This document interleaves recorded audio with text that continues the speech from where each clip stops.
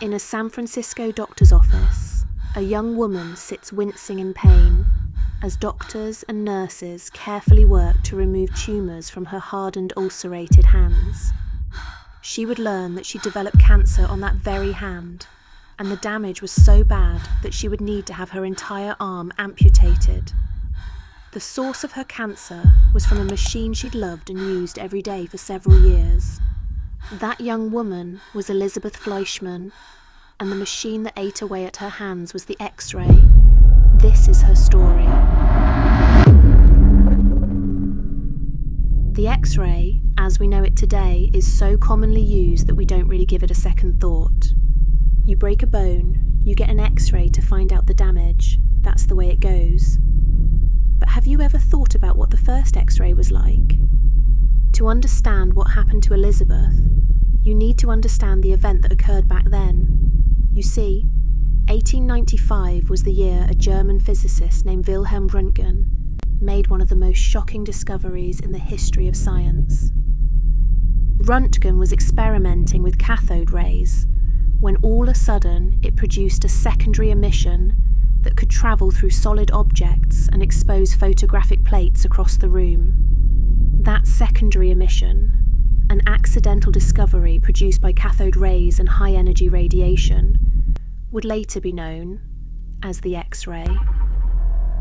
Röntgen spent the next several weeks barely sleeping, barely eating, consumed by this invisible phenomenon. At the time, he called it simply X, as in the unknown.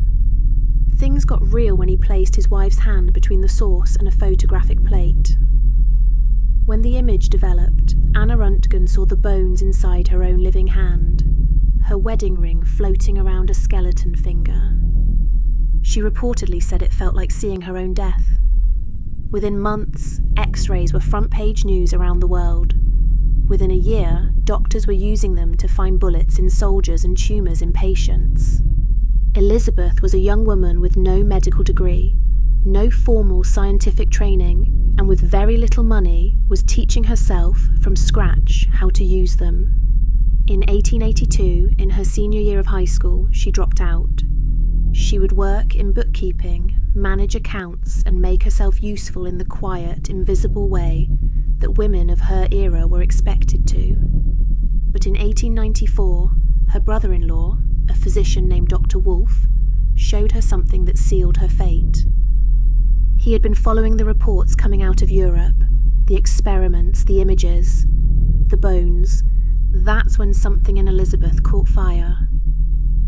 She began spending every spare hour in his office, teaching herself the equipment, the glass vacuum tubes, the photographic plates, the timing, the chemistry.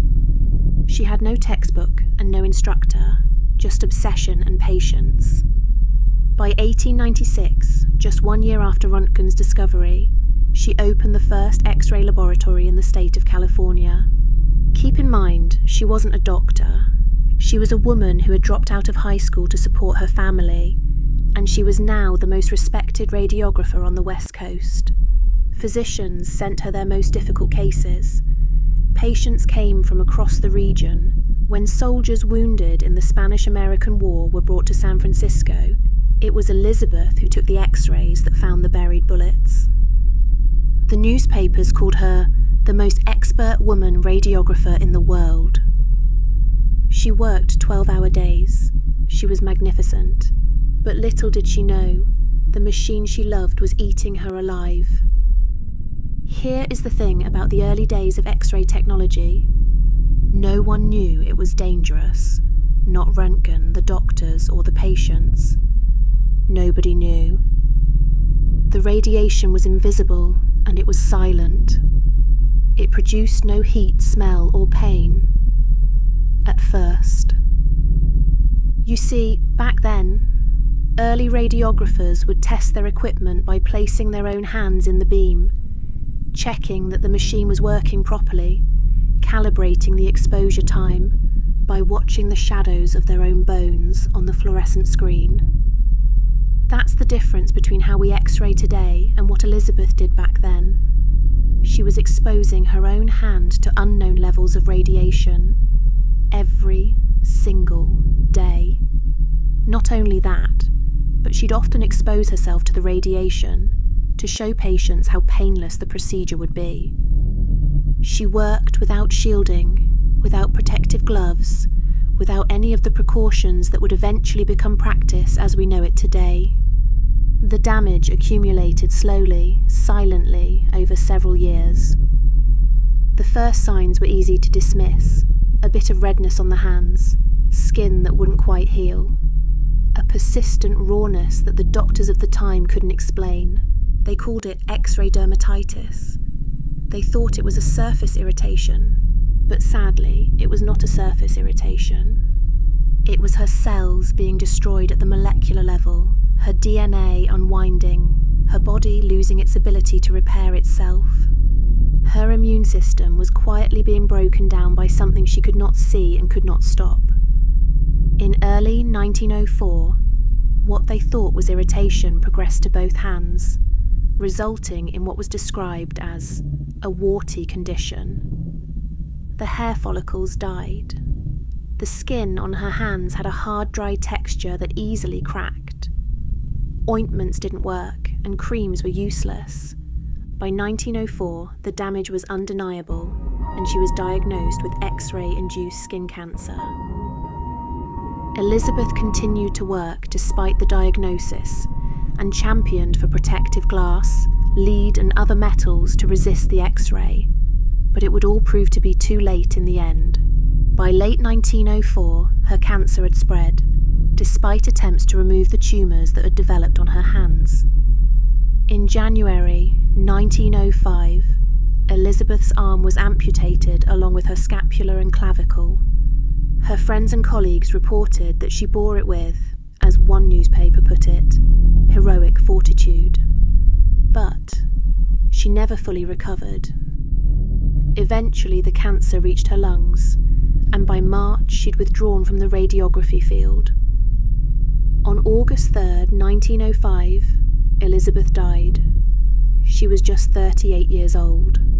By the end, Elizabeth knew exactly what had happened to her. The medical community had started to piece it together, slowly and reluctantly. The redness, the tissue death, the cancer. A pattern was emerging across radiographers worldwide, and the pattern was unmistakable. It was the machine. The X-ray machine caused it. The machine they had all trusted completely. The machine they had pressed their bare hands into, day after day, year after year, because no one had thought to question it. Engineering journals and the San Francisco Examiner wrote about her contributions to the field and death, but, in the end, no monument was built for her, and no laws were enacted in her honour. The field she helped create moved on, adopted safety standards, and largely forgot the names of the people who sacrificed their bodies for it all.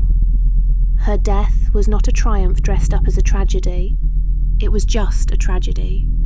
A woman who was brilliant and dedicated and completely unprotected, destroyed by something she never had the chance to understand. So, what do you think about this one? How fascinating, yet so tragic.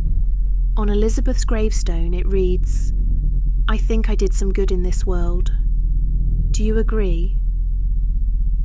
I'm a fan of the lesser-known cases. People generally think of Marie Curie and the Radium Girls, but as the first woman to die by radiation exposure, Elizabeth's name rarely comes up. I'd love to know your thoughts. As always, thank you all so much for tuning in. There's more coming. So click the like button and don't forget to subscribe. Until next time, fly safe.